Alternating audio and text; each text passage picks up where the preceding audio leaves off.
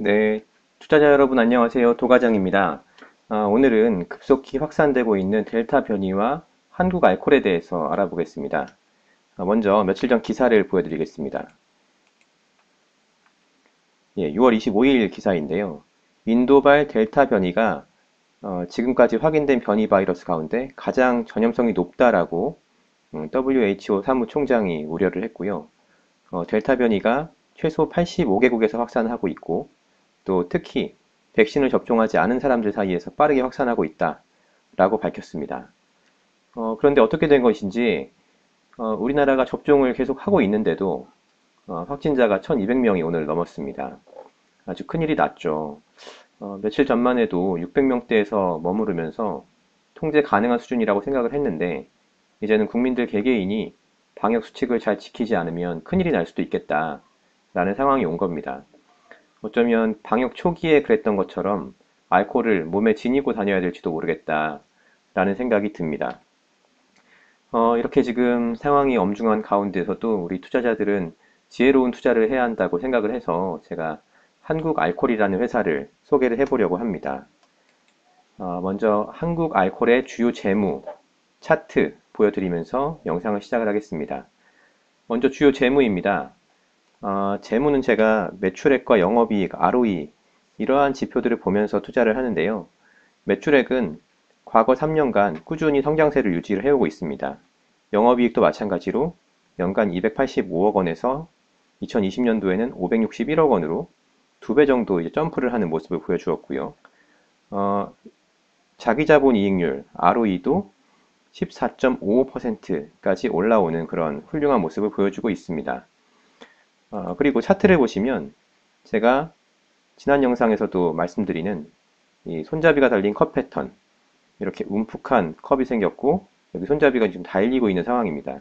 그래서 이 부분이 지금 손잡이 상단인데요. 이 부분을 강하게 치고 올라가면 그때부터는 본격적인 상승세가 시작된다 라는 게 이제 제 주장이 아니라 윌리엄 오닐이라고 하는 미국에 있는 투자 대가의 주장이었죠.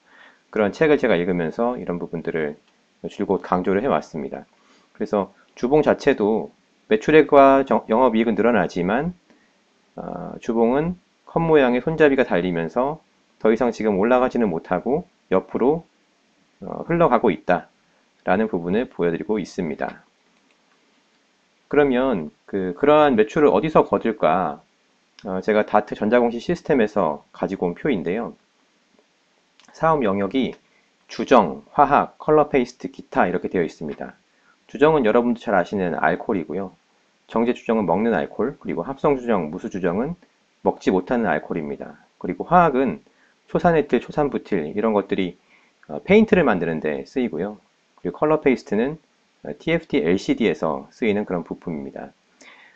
그러면 비율을 보시겠습니다. 주정, 화학, 컬러 페이스트, 기타가 있는데요.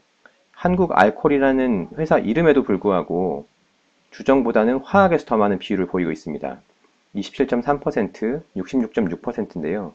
알코올 회사가 아니라 화학 회사라는 것이 보일 정도로 그렇게 되고 있고요.